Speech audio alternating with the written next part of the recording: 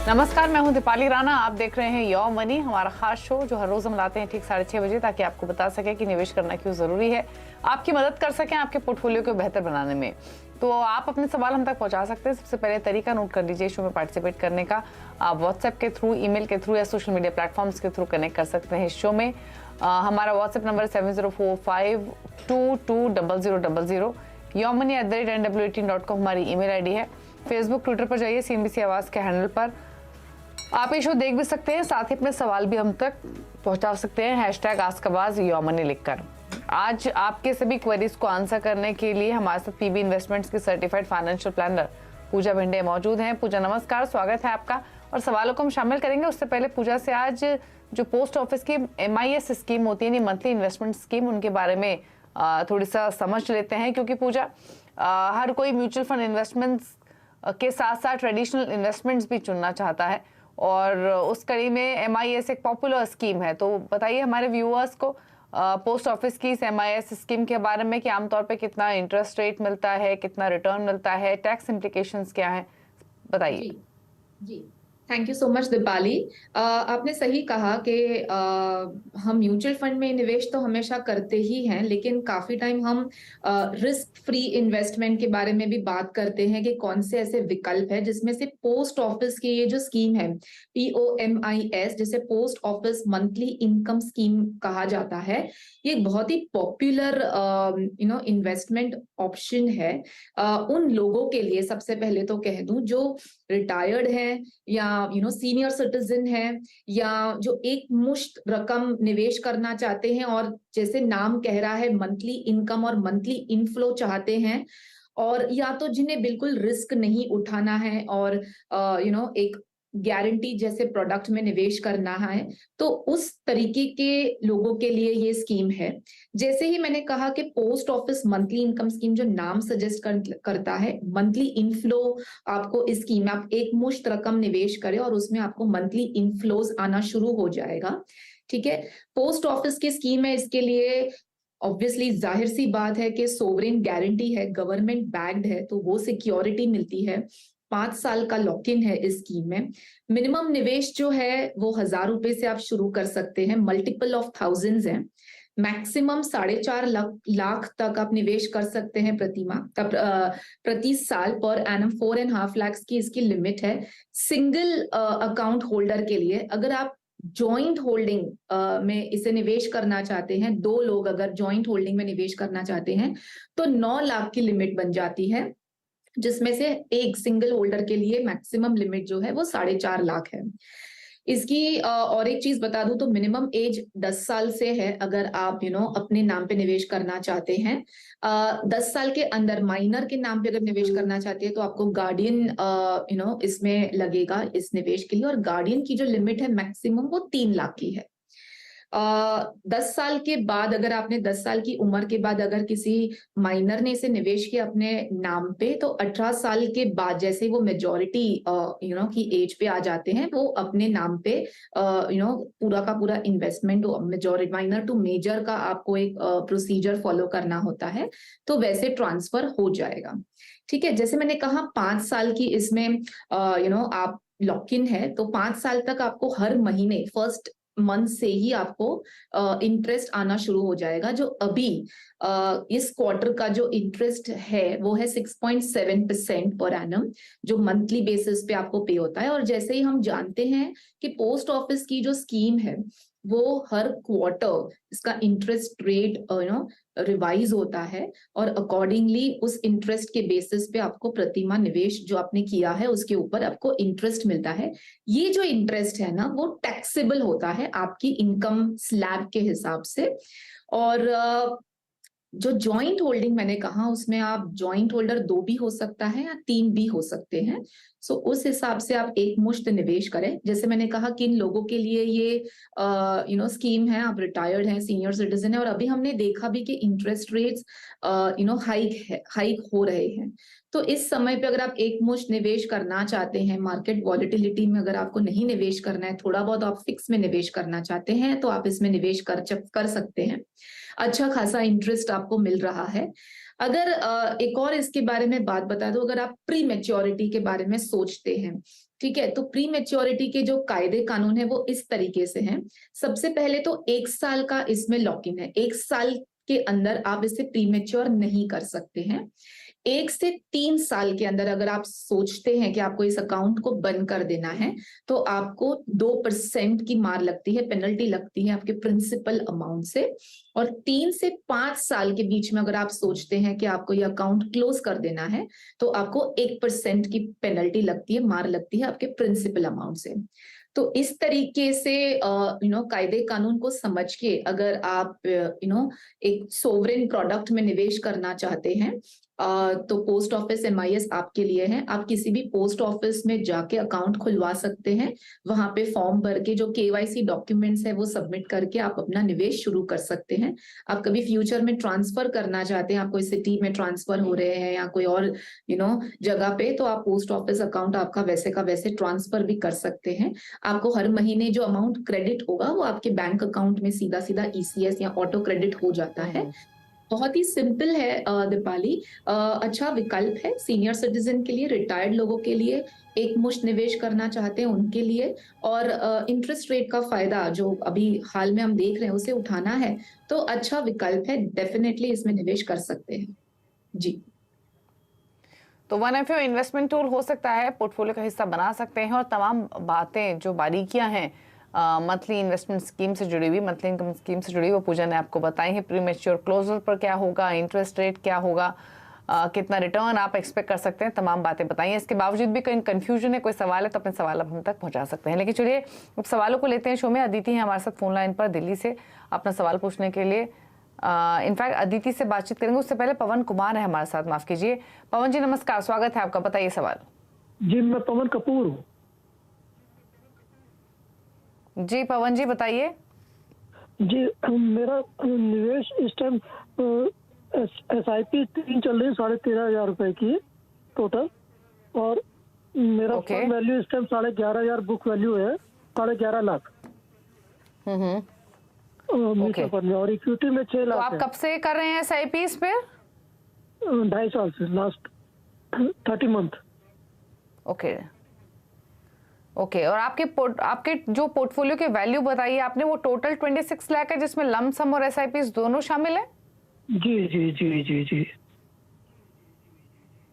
Okay, तो आपका portfolio जो है उसमें आपने बताए हैं 4 फंड्स जिसमें आपकी मंथली SIP चल रही है, और लगभग आपके 6 फंड्स है जिसमें लमसम आपने डाले हुए हैं, करेक्ट?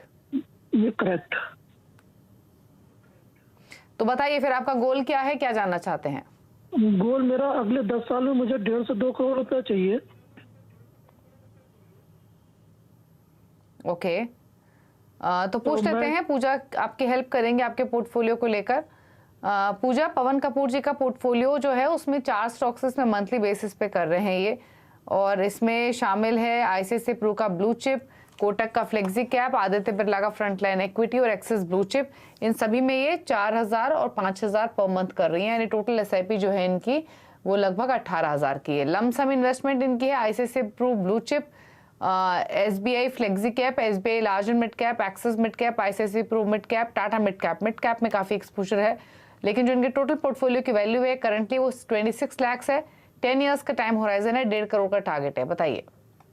जी बिल्कुल, आपने भी सही इसको चेक किया कि मिड कैप में बहुत ज्यादा फंड्स हैं, and at the same time जो SIP भी कंटिन्यू हो रही है उनकी 18,000 की, वो भी लार्ज कैप में ज्यादा एक्सपोजर है।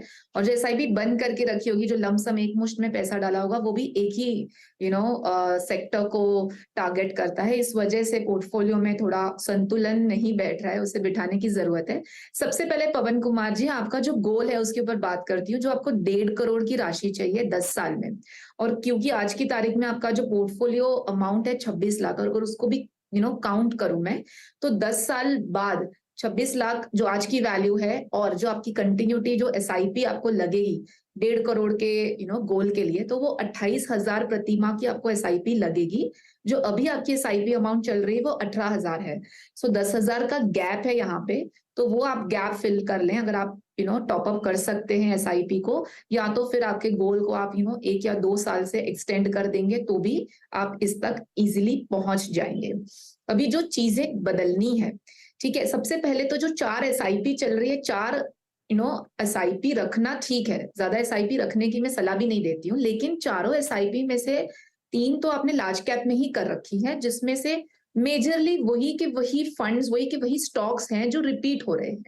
सो इससे आपके पोर्टफोलियो को ज्यादा कोई फर्क नहीं पड़ेगा, क्योंकि आप रिटायर्ड की एज पे हैं, बहुत ज्यादा मैं आपको अग्रेसिव पोर्टफोलियो भी नहीं सजेस्ट कर सकती। सो आपकी जो एग्जिस्टिंग पोर्टफोलियो है जिसमें लमसम आपने डाला हुआ है, उसी में से अगर मैं सिलेक्ट करूं तो आप कंटिन्यू करें, आपकी जो एसआईपी है उसे ICICI prudential blue chip fund में आप कंटिन्यू करें जो लार्ज कैप है। कोटक फ्लेक्सी कैप में सजेस्ट करती हूँ, उसमें कंटिन्यू करें जो एक फ्लेक्सी कैप है। एसबीआई का एक large and mid cap fund है जिसमें आपको लार्ज और मिड कैप दोनों ही देखने को मिलेगा, उसमें आप कंटिन्यू करें। और एक मिड कैप अगर आप कर सकते हैं कंटिन्यू, क्योंकि एसआईपी रूट है और 10 साल का समय है, तो आईसीआईसीआई प्रूडेंशियल का मिड कैप ले सकते हैं। तो इसमें आपका large, mid cap, flexi cap, इस तरीके के पोर्टफोलियो में आप कंसोलिडेट करके हम इसे डाइवर्सिफाई करके एसआईपी कर सकते हैं।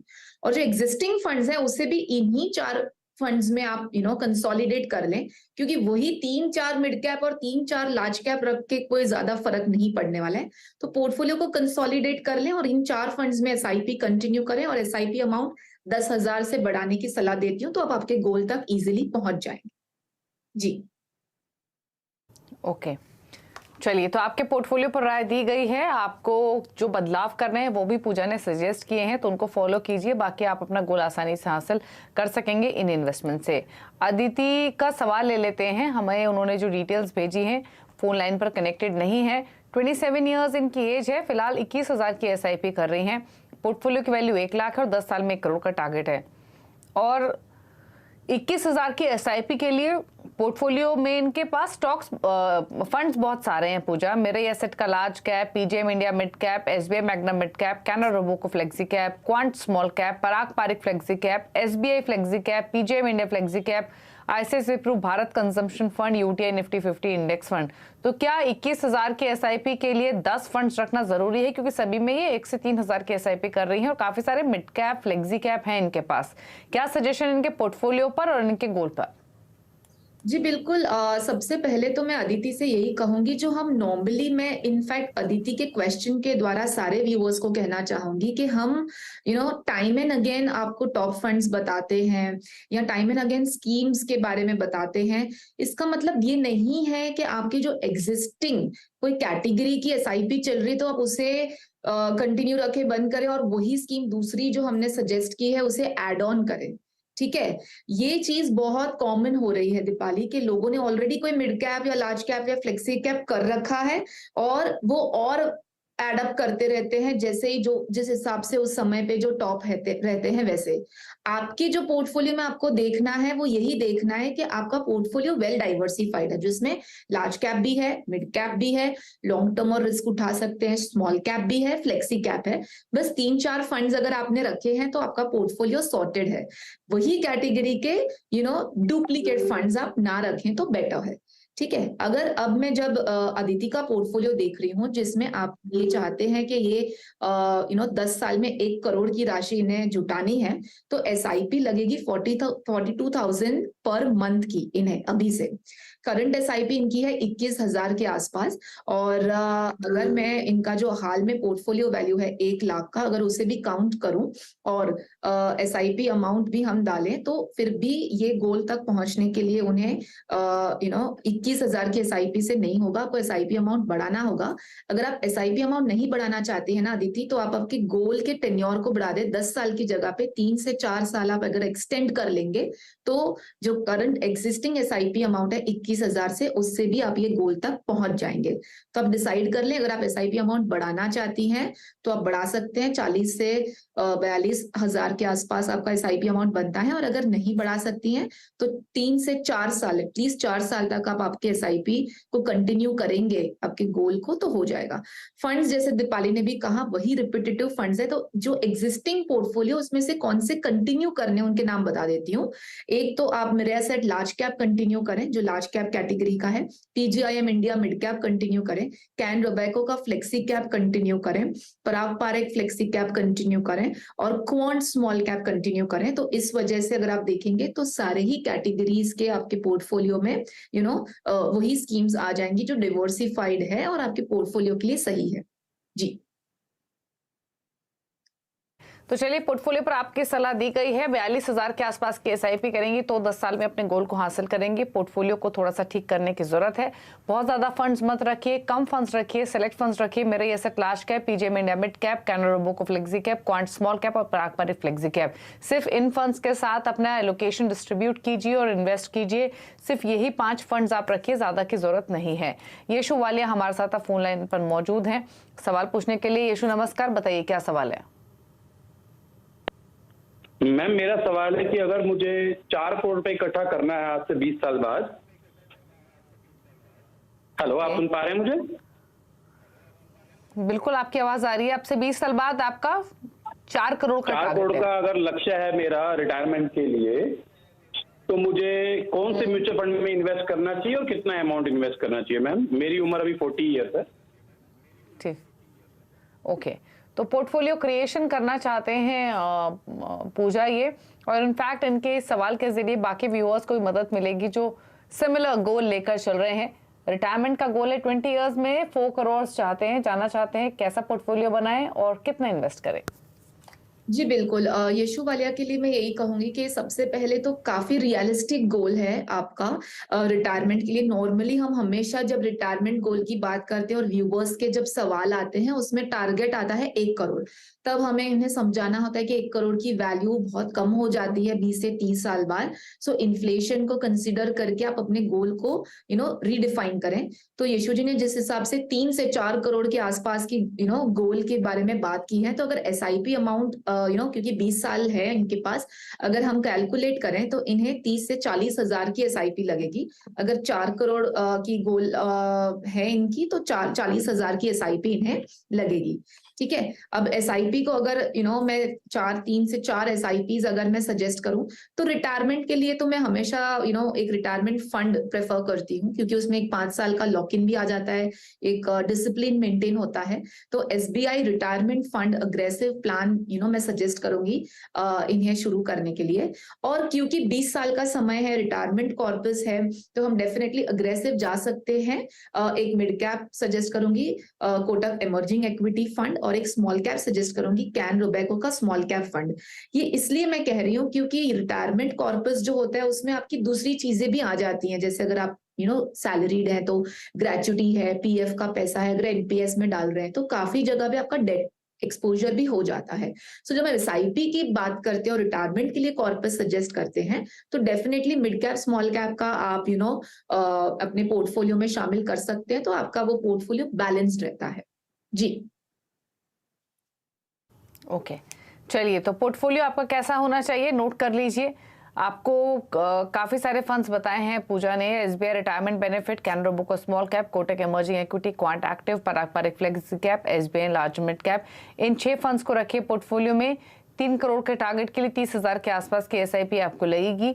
और इन फंड्स में करते रहिए इन्वेस्ट आप लॉन्ग टर्म के विजन के साथ, और अपने गोल को आप आसानी से हासिल कर सकेंगे। तो आपको एक आइडिया मिल गया है कि किन फंड्स के साथ आप कितनी राशि के साथ अपने पोर्टफोलियो को बना सकते हैं। रुक रहे हैं इसी के साथ एक ब्रेक के लिए। ब्रेक के उस पर कुछ और सवालों को लेंगे। पूजा हमारे साथ बनी हुई है, चल वापस आते हैं।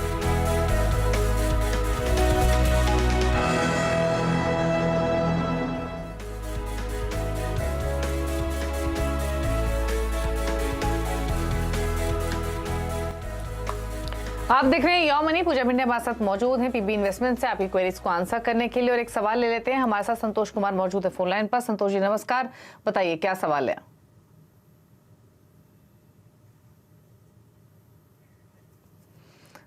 चलिए, इनसे बातचीत नहीं हो पा रही है, इनका सवाल ले लेते हैं। और 10,000 की इनकी 1,000 की इनकी SIP चल रही है।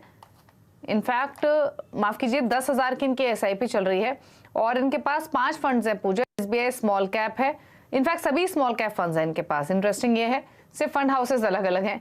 SBI, Nippon, Quant, Kotak, Axis, इन फंड हाउसेस के इन्होंने 5 स्मॉल कैप फंड लिए हुए हैं और जानना चाहते हैं पोर्टफोलियो कैसा है। तो बताइए क्या सजेशन। देखिए, हम हमेशा यही बात करते हैं कि आप कभी भी पोर्टफोलियो का चुनाव करें, आपको पोर्टफोलियो को डाइवर्सिफाई बनाना है। आप सारी आपकी जो इन्वेस्टमेंट है वो एक ही जगह पे नहीं डालते, ठीक है। रिस्क अगर हुआ, अगर हम एग्जाम्पल दो, अगर हम घूमने जाते हैं बाहर और हम फॉरेन करेंसी लेके जाते हैं, तो आप वो फॉरेन करेंसी जो भी है आप सब एक ही पॉकेट में थोड़ी ना रखते हैं। आप उसे थोड़ा बहुत किसी फैमिली मेंबर को देते हैं, थोड़ा आप कोई बैग में रखते हैं, थोड़ा इधर रखते उधर रखते हैं। कैसे डाइवर्सिफाई करते हैं, आपको रिस्क होता है, सब एक ही जगह पे रखेंगे और चोरी हो गई तो। सिमिलर कॉन्सेप्ट है, अगर आप निवेश कर रहे हैं और एक इक्विटी फंड का चुनाव कर रहे हैं जिसमें हमको पता है कि रिस्क है, लॉन्ग टर्म के लिए सही इन्वेस्टमेंट है, तो आप सारा का सारा इन्वेस्टमेंट एक ही जगह पे डालेंगे और कहीं ना कहीं वो सेक्टर नहीं चलेगा तो आपका पूरा का पूरा पोर्टफोलियो वो नेगेटिव, माइनस, और आपको बहुत equity market, equity mutual fund से ही नफरत हो जाएगी कि मुझे तो कभी रिटर्न्स मिले ही नहीं। इस वजह से हमेशा पोर्टफोलियो को डाइवर्सिफाइड रखे, कोई ना कोई सेक्टर कभी ना कभी तो चलेगा ही। कभी लार्ज कैप चलेंगे या मिड कैप चलेंगे या स्मॉल कैप चलेंगे, ठीक है। तो आपके जो इतने सारे फंड्स जो आपने सिर्फ स्मॉल कैप में रखे हैं ना, उसे आप बंद कर दे, एक ही स्मॉल कैप कंटिन्यू करें। जो आपका फेवरेट अगर है आप उसे कंटिन्यू कर सकते हैं, क्योंकि सारे स्मॉल कैप्स अच्छे हैं मेरे हिसाब से। और अगर आप मेरी सलाह चाहते हैं तो क्वांट स्मॉल कैप को आप कंटिन्यू करें, लॉन्ग टर्म के लिए रखें। स्मॉल कैप्स रिस्की होते हैं, 5 साल से ज्यादा अगर आपका लक्ष्य है तो उसके लिए आप इसे कंटिन्यू कर सकते हैं। SIP रूट सही है, बाकी सब ठीक है, लेकिन डाइवर्सिफाई जरूर करें जी। ओके, तो पोर्टफोलियो डाइवर्सिफाई करने की जरूरत है। आपका ओवर एक्सपोजर स्मॉल कैप में, आप बाकी फंड्स कैटेगरी भी जोड़िए अपने पोर्टफोलियो को डाइवर्सिफाई करने के लिए। इसमें large cap, mid cap stocks आप ऐड कर सकते हैं। चलिए, उम्मीद है आप उसी हिसाब से चेंजेस करेंगे अपने पोर्टफोलियो में। फिलहाल सवाल तो इतने लेंगे, लेकिन पूजा के टॉप 4 फंड्स पूछ लेते हैं उन व्यूअर्स के लिए जो पोर्टफोलियो क्रिएट करना चाहते हैं पूजा की चॉइस के साथ। तो पूजा बताइए आपके पिक्स। जी बिल्कुल, जैसे ही मैंने कहा एक डिवर्सिफाइड पोर्टफोलियो हमेशा वर्क करता है दीपाली। सो एक लार्ज एंड मिड कैप में सजेस्ट करूंगी SBI का large and mid cap fund, जिसमें आपको लार्ज मिड कैप दोनों ही मिल जाता है। एक क्वांट एक्टिव फंड जिसमें लार्ज, मिड और स्मॉल तीनों ही मिनिमम 25% तक आपको उसमें एक्सपोजर मिल जाता है। पराग पारेख का फ्लेक्सी कैप जिसमें आपको थोड़ा बहुत इंटरनेशनल एक्सपोजर भी मिल जाता है।